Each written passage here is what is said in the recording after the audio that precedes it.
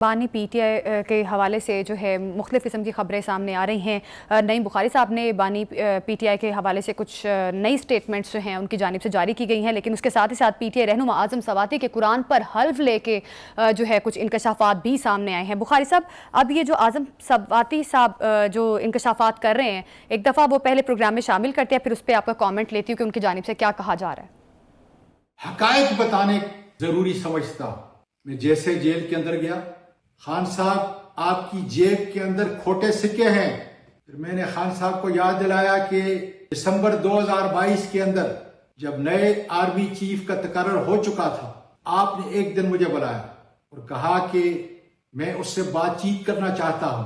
میری ٹیم کے جو قائدین ہیں اور یہ ان کے سامنے ہنستے, تم جاؤ, مجھے اعتماد ہے اور بات چیت کے لیے دروازہ کھولو. اس پر بشرا بیوی نے کہا کہ بھائی شریعت محمدی کے تحت تنازعات بات چیت سے طے ہوتے ہیں.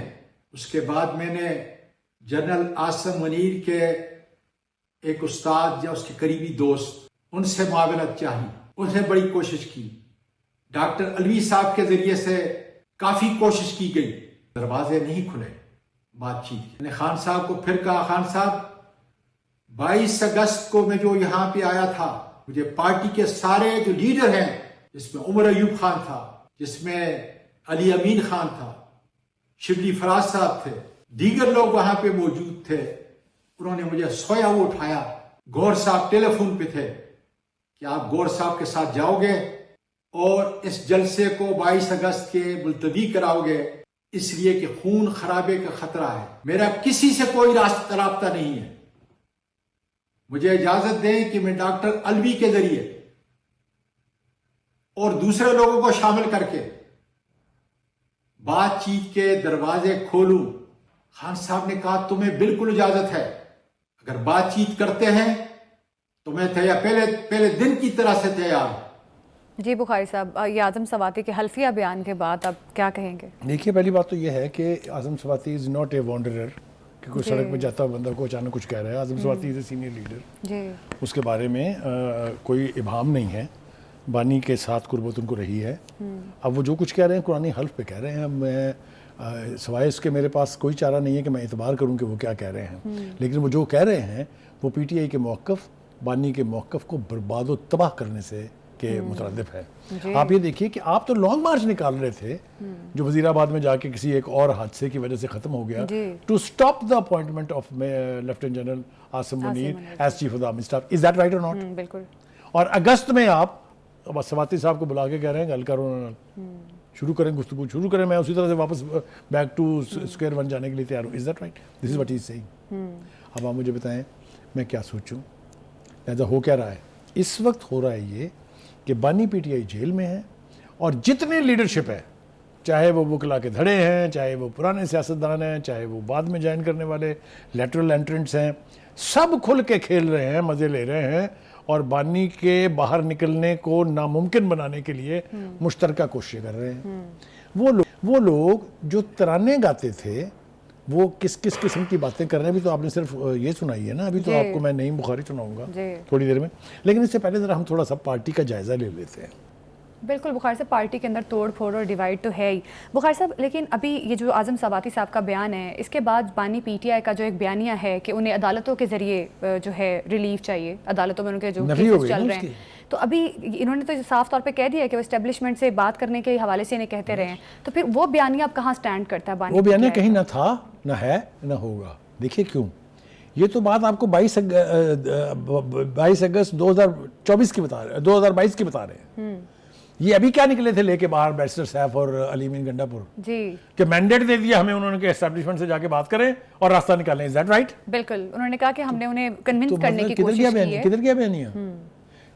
کنونس کرنے کی کوشش کی اور وہ ہو گئے ہیں. انہوں نے ہمیں مینڈیٹ دیا کہ جائیں.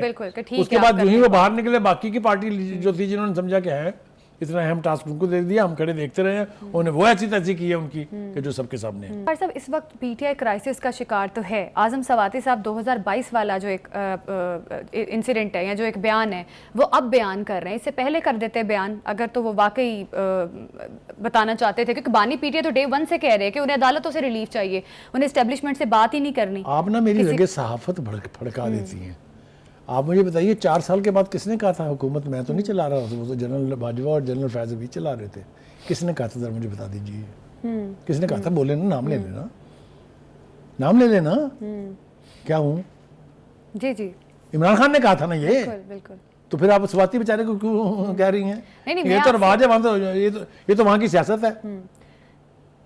ٹھیک ہے, کہنے کا مطلب یہ ہے it is not to embarrass any بڈی.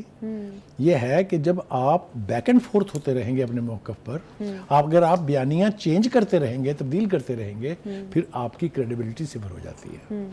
آپ کی credibility as a party, as بانی پی ٹی آئی, اسٹیبلشمنٹ کے نزدیک سب زیرو لیول ہے, اور یہ وہ 5 مرتبہ کہہ چکے ہیں آپ کے ساتھ ہم بات کرنے کے لیے بخاری تیار صاحب نہیں. اسٹیبلشمنٹ سے بات کرنا وہ تو سمجھ آتا ہے, پی ٹی آئی کہتی ہے کہ ہم بات کرنا چاہتے ہیں تاکہ کوئی راستہ نکل آئے, ٹھیک ہے, لیکن اسٹیبلشمنٹ سے ریلیف تو نہیں مانگ رہی پی ٹی آئی.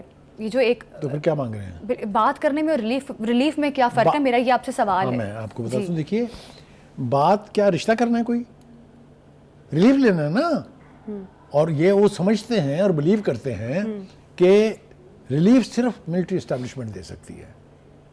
ٹھیک ہے, اس لیے وہ بار بار ان کی طرف اب دیکھ رہے ہیں. خطوط لکھے گئے, سیریز آف لیٹرز 1 2 3, چوتھا بھی لکھا جانا تھا جو رک گیا.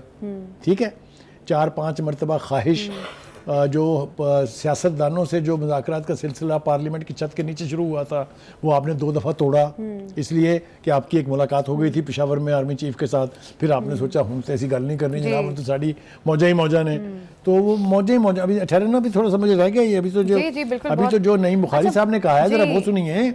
وہ یہ کہتے ہیں کہ میں اگر پی ٹی آئی کا مشیر ہوتا تو انہیں مشورہ دیتا کہ انہیں القادر ٹرسٹ کی زمین کو ہاتھ بھی نہیں لگانا چاہیے تھا. سنتی جائیے, وہ کہتے ہیں کہ کا ملکیتی کوئی ہار آپ کیسے لے جا سکتے ہیں, کوئی بال پین یا پینسل بھی تحفے میں ملے تو ریاست کی ملکیت ہوتی ہے. Last but not the least, بانی پی ٹی آئی توہم پرست ہو گئے ہیں. اس کے بارے میں بھی میں تفصیل میں جانا نہیں چاہتا ہوں, بہت کچھ اس حوالے سے کہا گیا. کہیں تو وہ درباروں کے اوپر پھولوں کی پتیاں اکٹھی کرتے دکھائی دیے, اور بہت سارا کچھ اس کو چھوڑ دیتے ہیں. آج جی فیصل واڈا صاحب کہہ رہے ہیں جناب کہ بیرونی طاقتوں کے ہاتھوں میں کھیلنے والے ملک دشمن عناصر کے خلاف اب ڈنڈا چلے گا. ڈنڈا چل رہا ہے, اس نے کوئی ایسی بات نہیں کی ہے جو ہم دیکھ نہیں رہے ہیں. آپ دیکھیے بلوچستان کے اندر جتنی بھی قوتیں ریاست کے ساتھ برسر پیکار ہیں. بیرونی قوتوں سے مجھے ایک اور چیز یاد ہے, اگر آپ اجازت ہے تو میں آپ سے پوچھ رہا ہوں, U S business man and doctors جو ہیں, یہ پورا وفد جو ہے پی ٹی آئی بانی پی ٹی آئی سے ملنے جو ہے وہ اڈیالہ پہنچا, یہ ذرا بتا رہے ہیں. دیکھیے میری اطلاع یہ ہے کہ کوئی ایک وفد ملا تو ہے جی, جس میں کچھ ڈاکٹرز ہیں, کچھ سائنسدان ہیں, امریکہ کے اوورسیز پاکستانیز ہیں. اگر تو ان کی ملاقات جیل میں کرا دی گئی ہے تو پھر یہ پریشر کے علاوہ نہیں ہوتا. اور بابا ان کے آپ قریبی رشتہ داروں کو, ان کے پارٹی لیڈروں کو تو ملنے نہیں دے رہے ان سے, تو آپ نے باہر کے ایک ڈیلیگیشن کی یہ ملاقات کیسے کرا دی؟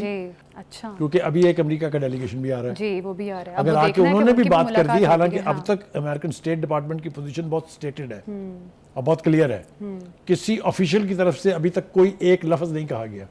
لیکن اگر وہ ڈیلیگیشن بھی ملنے جیل پہنچ گیا تو پھر اللہ, پھر آپ تیار ہو جائیں جشن منانے کے لیے.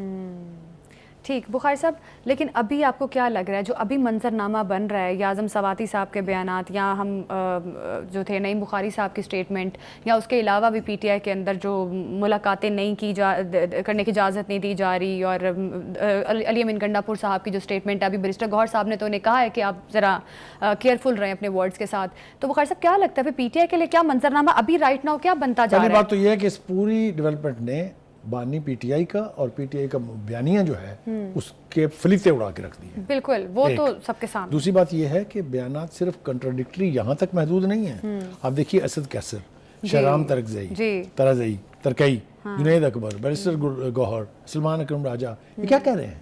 جی, یہ سب کچھ ہمیں جو منظر نامہ دکھا رہے ہیں, اس کا مطلب تو یہ ہے کہ بکرنگ ہو رہی ہے پارٹی میں, جو پارٹی کے بانی کے لیے اور پارٹی کے لیے اچھا شگون نہیں ہے. یہ میں ذمہ داری سے کہہ رہا ہوں. دوسری بات یہ ہے کہ خواجہ آصف صاحب نے بھی کہا ہے کہ یار ہمیں تو یہی سمجھ میں نہیں آتی, ایک طرف بیانیہ یہ ہے کہ ملٹری اسٹیبلشمنٹ کی ایسی کی تیسی, اور دوسری طرف جو ہے مرے جا رہے ہیں, تڑپے جا رہے ہیں ان سے مذاکرات کرنے کے لیے. وہ کہتا ہے کہ پہلے ان کے ساتھ بیٹھنے کے لیے تیار نہیں تھے, اور اب ان کی منتیں کر رہے ہیں کہ اللہ دے واسطے سانو مل لو.